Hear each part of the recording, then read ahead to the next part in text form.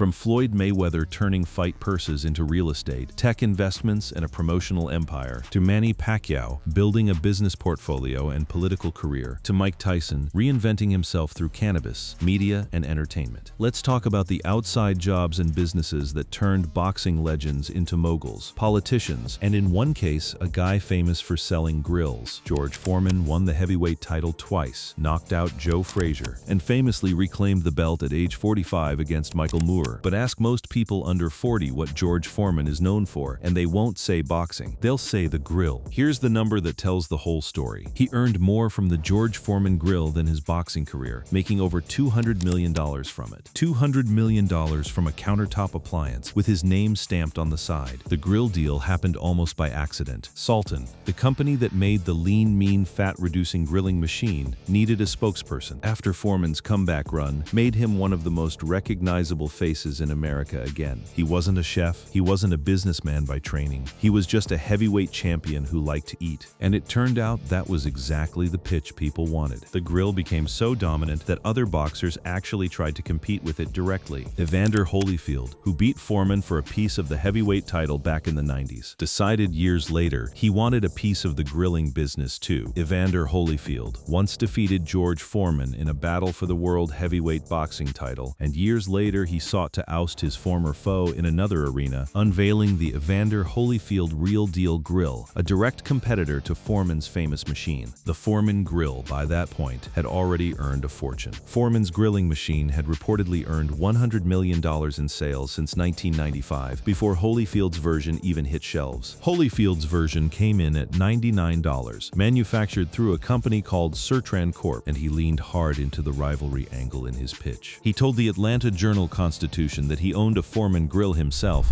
and it was a decent product, but he figured the newer model ought to be the better one. A not-so-subtle jab dressed up as marketing copy. It didn't come close to matching what Foreman built. The Foreman grill wasn't just a product. It was a cultural fixture. It showed up in dorm rooms, on late-night infomercials, in bridal registries. Holyfield's grill came and mostly went. What makes the Foreman story remarkable is the imbalance between the two careers. Foreman fought professionally for decades, won titles in two different eras, separated by a 10-year retirement, and built a Hall of Fame resume most heavyweights would kill for. And yet the appliance out-earned all of it combined. That's not a knock on his boxing. It's just a reflection of how differently money moves once you leave the ring. A title fight pays once. A licensing deal on a product sold in every big box store in the country pays for decades, quietly. In the background, whether or not the guy whose name is on it ever throws another punch. Foreman leaned into the persona that made the deal work in the first place. The big, friendly ex-champion who loved cooking as much as he loved fighting. He didn't try to reinvent himself as some kind of culinary expert or business tycoon. He stayed exactly who he was, and the brand did the rest. That's arguably the blueprint every other boxer on this list either followed or tried to follow in their own way. Find the version of yourself that people already like and build a business around it instead of trying to become someone new. The grill also set a precedent that other fighters clearly noticed. If a heavyweight champion could turn his face and his name into a 9-figure appliance business, then boxing wasn't just a sport that made you rich for a few years in your prime, it was a launching pad. Foreman proved a boxer's real payday could come long after the gloves were off. Sometimes from a product that had almost nothing to do with fighting at all. Every legend who came after him, whether they admit it or not, has been chasing some version of that same trick, turning a boxing name into something that keeps paying out long after the record book closes. Floyd Mayweather retired with a boxing record of 50 wins and 0 losses, and by the time he hung up the gloves for good, the money question had already shifted, from how much he made fighting to how much he was making without fighting at all. As of 2026, Floyd Mayweather's net worth is floating somewhere around $1.2 billion. That figure includes decades of fight purses, but increasingly it's driven by the businesses he built around his own name. Mayweather is involved in several business ventures, including his boxing promotion company Mayweather Promotions, which manages fighters and organizes events, along with investments in real estate, apparel, and branding, leveraging his fame to expand his business portfolio. Real estate is where a lot of that money actually sits. A significant portion of his wealth is channeled into real estate, with an extensive portfolio of luxury properties, both residential and commercial, across prime locations including Las Vegas, Los Angeles, and Miami, aimed at capital appreciation and rental income. This isn't passive money sitting in a mansion he never visits. It's structured as an actual investment strategy, buying and holding properties in markets that keep climbing. The bigger institutional move came through a partnership most casual boxing fans never heard about. Mayweather joined former Major League Baseball star Alex Rodriguez in investing in CGI Merchant Group's $650 million Hospitality Opportunity Fund. That's not boxing money finding a fun side project. That's a former athlete sitting at the table with private equity, allocating capital into hotels and commercial real estate at scale. Mayweather explained the thinking behind it directly, saying he wanted his business impact to match or exceed his impact as an athlete, and that he wanted to show other athletes that real financial success was possible outside of sports. He didn't stop at real estate and hospitality. In 2022, Mayweather announced ownership of a NASCAR Cup Series team, the Money Team Racing. He announced his ownership of the Money Team Racing, TMTR, in the NASCAR Cup Series, with the team beginning to qualify for the Daytona 500 the following season. Notable given NASCAR has only had 7 other African-American drivers start in the Cup Series, including the most recent full-time driver Bubba Wallace. It was a strange pivot on paper, a boxer bankrolling stock cars, but it fit the same pattern as everything else Mayweather touches. Find an industry with money moving through it, put his name and capital in, and let the brand do the rest. The gym business runs alongside all of this too. He also owns a gym, the Mayweather Boxing Club, in Las Vegas. And beyond his own ventures, he's become something closer to a startup investor. Floyd Mayweather is an angel investor based out of Las Vegas, and his journey in the startup ecosystem started in 2018 through FleetShare, with his most notable investments being FightCamp and FleetShare. FightCamp in particular is a fitting one, a connected home boxing workout system, essentially monetizing the exact skill set that made him famous in the first place, just repackaged as consumer tech. Endorsements round out the picture, and they're not small either. He has endorsement deals with brands like Hublot and Tequila Avion. Add in his ownership stake in his own fight content and pay-per-view infrastructure, and you start to see why his income never really dried up after 2017, even without a marquee fight on the calendar every year. His annual income in recent years, without major fights, is estimated to be around $50 million from his various businesses and endorsements. What separates Mayweather from a lot of athletes who dabble in business is the level of control he insists on. He didn't have an agent represent him. He negotiates all his terms and keeps 100% of his revenue. That same instinct, refusing to hand off control to a middleman, is exactly what shows up in how Mayweather Promotions is structured and how his real estate and startup investments are run. He doesn't just cash checks, he owns the operation end-to-end, which is a very different business philosophy than most retired athletes ever bother building. Mike Tyson terrified opponents for a living. Now he's growing weed for one, and it's turned into a business story almost as chaotic as some of his fights. In 2015, Tyson went into the marijuana business, trying to capitalize on California's impending 2016 proposition to legalize cannabis use. The timing was smart. California's cannabis market has since ballooned, with state data showing sales reaching over $5 billion a year. Tyson wanted in early, and he wanted his name attached to the ground floor of a legal industry that was about to explode. The first version of that dream was called Tyson Ranch, and it was ambitious in a way that only Tyson could pull off. Together with his partner Rob Hickman, he founded a business holding company called Tyson Holistic Holding, made up of 2 companies. Tyson Holistic, focused on investment in hemp-related companies, and Tyson Ranch, focused on marketing top-quality cannabis flowers and derivatives. This wasn't just a licensing deal where Tyson slapped his name on someone else's product. Located in Desert Hot Springs, California, on a 418-acre plot, they like to round to 420. Tyson Ranch was born as a project spanning tourism, cannabis tasting, and even music events like the Kind Music Festival. The plans kept growing.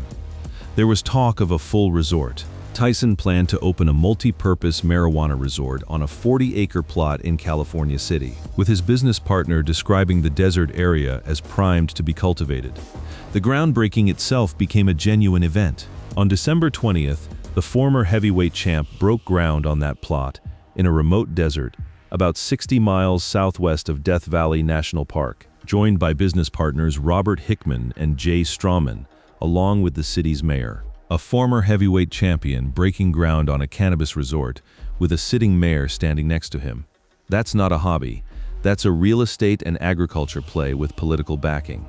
The product lineup went beyond flower too. Tyson Ranch launched a wellness and fitness line called Iron Mike Genetics, including topical creams and supplements aimed at overall well-being. There was even a CBD-infused pet treat line and CBD beverages under the same umbrella. For a while, it looked like Tyson was building a genuine consumer wellness conglomerate, not just a novelty weed brand riding his name. Then it fell apart. Tyson Ranch, the producer and supplier of cannabis products, is not active anymore. The reasons behind the collapse came out later, and they weren't flattering. When Tyson relaunched under a new name, the CEO of that new venture didn't hold back about what went wrong the first time. Tyson 2.0 CEO Adam Wilks reasoned that Tyson Ranch failed due to bad management and a lack of cannabis knowledge, saying management was not what it should have been. That's about as blunt an autopsy as you'll get on a failed celebrity business. The brand was fine. The execution wasn't. Tyson didn't walk away from the industry after that. As of late November, Tyson launched the Tyson 2.0 cannabis brand in Colorado, with the new version reportedly operating grow houses staffed by veteran cannabis industry hires. This time, the operational side was handled by people who'd actually run consumer product licensing before. Wilks had experience running licensing and royalty deals for brands like Cold Stone Creamery and Pinkberry, which is a very different skill set than growing cannabis, but exactly the skill set needed to keep a celebrity brand from repeating its first collapse. Tyson's own explanation for why he got into this in the first place has always been personal rather than purely financial. He's talked about cannabis helping him manage pain after surgery in a way that pharmaceutical opioids never did, framing the business less as a cash grab and more as an extension of something he genuinely believes in. Whether or not that's the full picture, it's clear the man, who once seemed unable to hold on to money, has found in cannabis and in ventures like the Legends Only League and various media deals a way to keep his name generating income 2 decades after his last real fight. No boxer on this list took a stranger detour than Manny Pacquiao. Most fighters who build businesses stick to gyms, apparel, or restaurants. Pacquiao ran for president of the Philippines. He stepped into politics, serving as Senator of the Philippines between 2016 and 2022, and stood for the presidential election in 2022, where he finished third. Think about the scale of that career shift. This is a man who was still an active world champion boxer while simultaneously holding elected office and running national campaigns. He served as a senator of the Philippines from 2016 to 2022. Before that, he'd already spent years in the House of Representatives representing his home district. The presidential run wasn't a publicity stunt either. He built out an actual campaign infrastructure. Had Pacquiao been elected, he would have been the second president from Mindanao, the first president to come from Soxargen, and the first boxer to ever become president. He lost, finishing well behind the eventual winner. But the fact that a professional boxer got a legitimate national campaign off the ground says something about how far his name recognition and credibility carried outside the ring. Pacquiao stepped away from elected office after his Senate term ended, but the political itch didn't fully go away. Pacquiao has been out of office since his Senate term ended in June 2022, though he briefly found himself back in the political arena when he unsuccessfully ran for Senate again in 2025. After that loss, he seemed to close the door on it, at least for now, saying the book of politics was closed, and that he was feeling the same excitement and dedication for boxing that he'd had years earlier. Outside of the political theater, Pacquiao built a genuinely diversified business portfolio that most people don't associate with him at all. He made heavy investments in the food and beverage industry, opening the Team Pacquiao coffee chain and several Pac-Man wildcard gyms, invested in technology companies, including a Singaporean blockchain company called Geekox, and even launched his own cryptocurrency called the Pac token. That's a boxer dabbling in crypto and blockchain investment years before most athletes were paying attention to that space. The real estate side of his portfolio looks a lot more conventional and arguably more stable. His real estate portfolio is diverse, with Pacquiao owning a mansion in General Santos City and condos in Manila, along with several commercial properties and a shopping mall. A shopping mall is not a small business move. That's institutional-level commercial property ownership, the kind of asset that keeps generating rental income, whether or not Pacquiao ever fights again or wins another election. He also dipped into professional basketball ownership and media production in the Philippines, and made TV and movie appearances along the way. He dabbled in professional basketball in the Philippines, even as his boxing career continued, and he's made TV and movie appearances over the years. He also invested in several media and production companies in the Philippines. What makes Pacquiao's outside career unique compared to every other name on this list is that his business wasn't really a business at all for a big chunk of his post-fame life. It was governance, committee chairmanships, legislative work, national campaigns. Serving as a Philippine senator introduced a steady public sector income stream, which diversified his revenue beyond sports, while also elevating his visibility in policy and governance discussions. Every other boxer on this list was building companies. Pacquiao was building a political career, running an entire country's worth of committee work between training camps, and somehow still finding time to run coffee shops and a shopping mall. Oscar De La Hoya didn't wait until retirement to start building his business. He started it while he was still an active world champion fighter, which is exactly what made Golden Boy Promotions such an unusual company from day one. Golden Boy Promotions is an American boxing promotional firm based in Los Angeles, California, established in 2002 by 8-time world champion Oscar De La Hoya, borrowing his nickname Golden Boy. He wasn't some retired champion lending his name to a company run by other people. 2 years before that Forbes profile, he'd bought out a small promoter of fights and renamed it Golden Boy Promotions, building a stable of 24 nationally ranked boxers, including himself, the first active world champion to ever promote other boxers. That's a wild dynamic when you think about it. De La Hoya was simultaneously the biggest draw on his own fight cards and the man signing the checks and negotiating the television deals behind the scenes. He was explicit about the business logic behind it too, describing the company as providing fights that were competitive and entertaining, treating the sport, unmistakably, as a product to be built and sold. The company grew fast because De La Hoya used his own drawing power to bankroll it, commanding $20 million per fight. The 7-time world champ had hauled in at least $150 million since turning pro, and he predicted netting over $56 million pre-tax in a single year from ticket and television revenue. He was funneling the money he made getting punched in the face directly into building a company that would outlast his career by decades. Golden Boy's biggest promotional moments read like a highlight reel of 2000s boxing. Golden Boy promoted the super fight between De La Hoya and Floyd Mayweather at the MGM Grand in Las Vegas, which Mayweather won by split decision, a fight that once held the record for most pay-per-view buys and stood as the second highest grossing fight in the sport's history. The company also co-promoted with Top Rank the dream match between De La Hoya and Manny Pacquiao. Think about that for a second. Two of the boxers on this exact list, one promoting a fight against the other, both building outside empires simultaneously.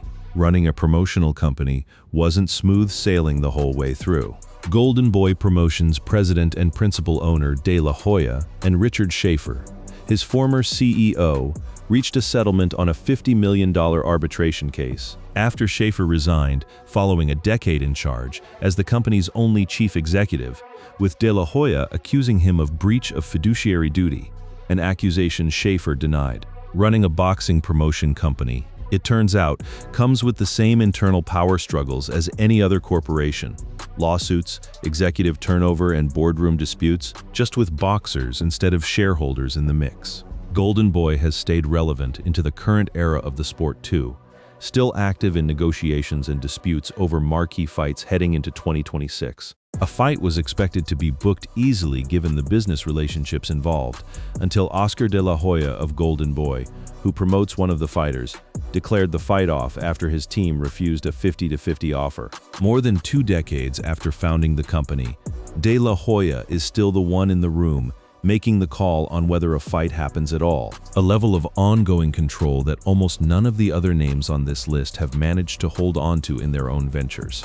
Evander Holyfield tried to follow a similar path into promotion, years after his own fighting career had wound down. Holyfield started a promotion company, Real Deal Championship Title Boxing, diving back into the fight game as a promoter, founding the company with partner and longtime New York promoter, Sal Musumeci. It never reached the scale of Golden Boy, but it showed the same instinct. Once you've spent your whole life inside the business of boxing, the natural next move is to move to the other side of the table and start running the show instead of fighting in it. Put all of these stories side by side, and a pattern starts to show up. None of these men treated retirement as an ending.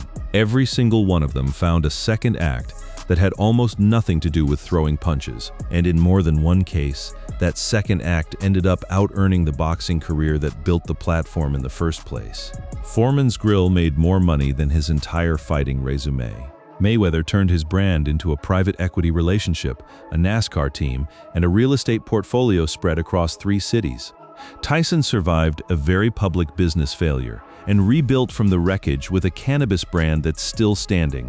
Pacquiao spent years chairing Senate committees and running national campaigns while a shopping mall and a coffee chain quietly generated income back home. De La Hoya never stopped being the boss, running Golden Boy through lawsuits, executive changes, and multi-decade dominance in fight promotion, and he's still calling the shots on marquee matchups today. None of these paths looked the same, and none of them were guaranteed to work. Tyson Ranch collapsed. Holyfield's Grill never caught the Foreman brand. Pacquiao lost his presidential bid and lost again in 2025. These weren't just victory laps. Some of them were genuine gambles that didn't pay off the first time around. But the constant thread through every one of these stories is that the boxing career was never the finish line. It was the launch pad. Whatever happens with the next generation of fighters stepping into these same shoes, the names on this list already proved something worth remembering. The real fight, for a lot of these legends, started the moment they left the ring.